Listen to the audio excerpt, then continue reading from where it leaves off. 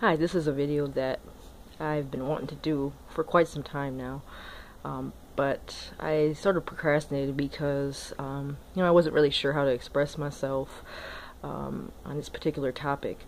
Now, the subject that I want to discuss today is reasons why I personally could not become a Jehovah's Witness. And I know this is of great interest to a lot of people, and I know that, at least I feel that the information that I've gathered could help others in making a decision. I just ultimately, in all good conscience, could not go along with all the doctrines that Jehovah's Witnesses adhere to.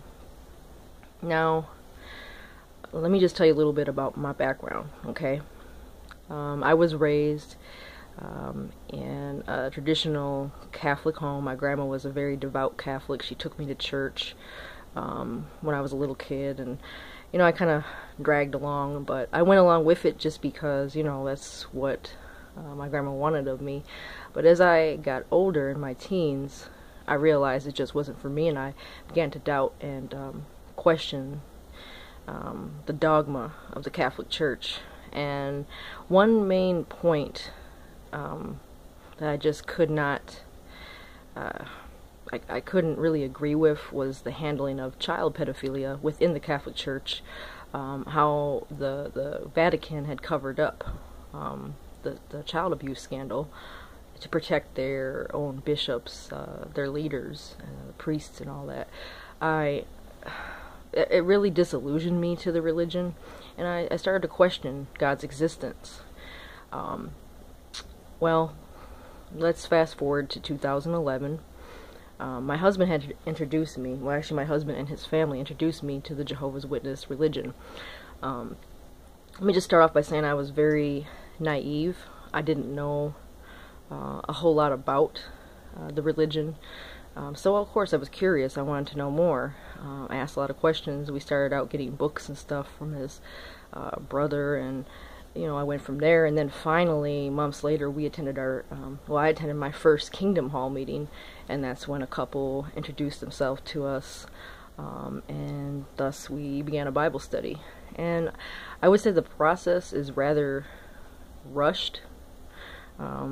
Before you know it, okay, you'll have a Bible study, and then you'll be told what type of clothes are acceptable in Jehovah's eyes. Like, women within this religion, when they go to the Kingdom Hall to worship, they're only allowed to wear skirts and dresses because they're told that that is what the Bible calls modest and proper attire. Now, one thing, and this is maybe just my personal opinion, but I know a lot of others feel this way, I feel like it represents the inferiority of females within the congregation. At least that's what the governing body or the religious leaders of the Watchtower will try to emphasize. That yes, you must keep the woman, the subordinate woman, in her place. So you do this, you demonstrate that by the clothes that they're allowed to wear. But anyway, I'm not going to get all into that right now. But before I knew it, I was kind of pressured.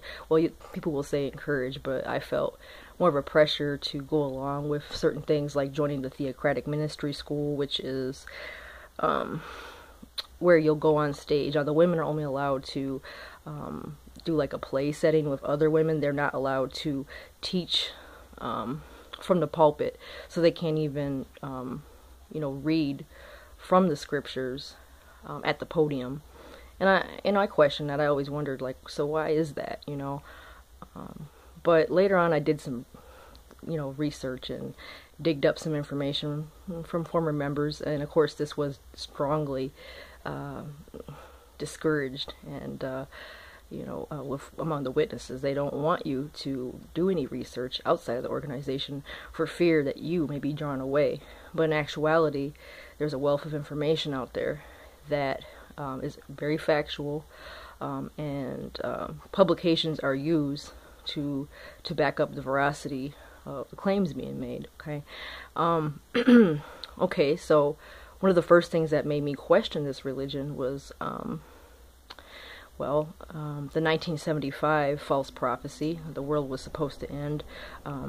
the witness leaders in their publications, they would be warning people that the time of the end is very near, and that Armageddon may very well be in the year 1975. And they even had like a chronology chart that supposedly backed up their claim. Well, of course, 1975 came and went, and I, of course, questioned this to my Bible conductor, and you know, she and her husband, you know, they tried to sit down with me and show me the actual publications, and, you know, they warned me that a lot of things on the internet can be spliced up, edited, and, you know, taken out of their original context. So they showed me, you know, the old publication or whatever, and I said, okay, you know, I tried to accept it, but in the back of my mind, I still had doubts. But it was explicitly mentioned that, you know, 1975 was more of a probability than just a possibility of actually happening. So, you know, of course I pushed that back further in my mind, but I still had questions, you know, and I couldn't help but want more satisfying answers. And of course I was given the spiel, the guilt trip talk about how we should be very careful about information we find on the internet, that it's probably, most likely, it's put out there by representatives of Satan, Satan's world, and, you know, and I get that a lot of information on the internet is not trustworthy, you know, a lot of it is junk or false, but, you know, you just can't say that about everything. And of course, another thing that helped me, is the book by Raymond Franz. He was a former governing body member. Now this book is called Crisis of Conscience. It was very helpful to me.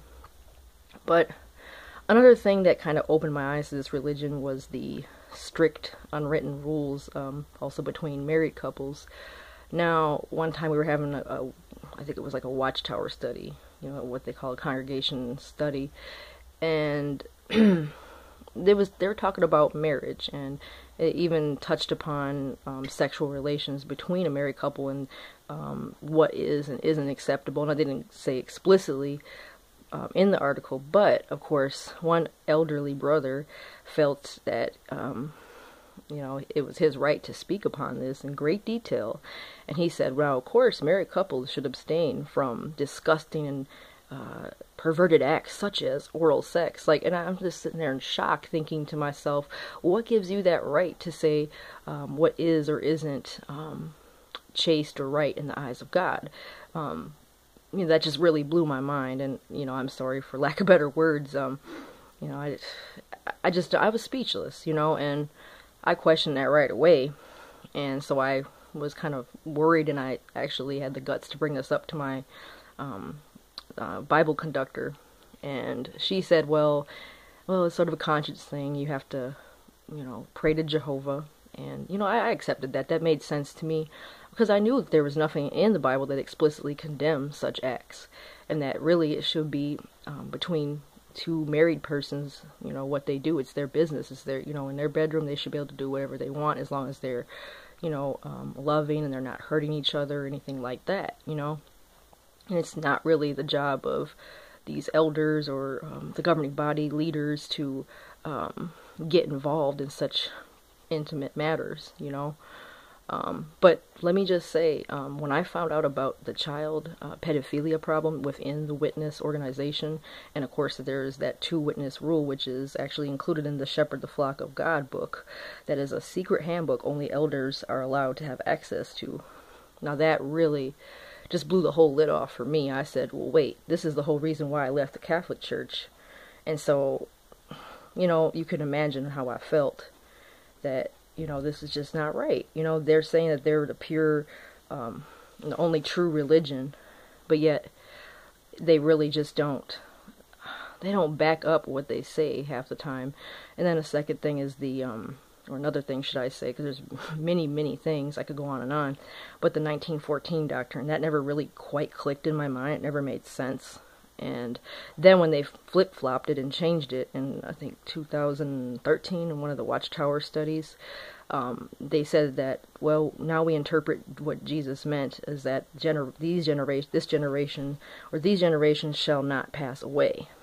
Well, they took it upon themselves to say, okay, well, he didn't just mean one generation, he meant generations overlapping. So it was crazy. But I think we're going to end this for now. I might come back with a part 2. Alright, thanks for watching.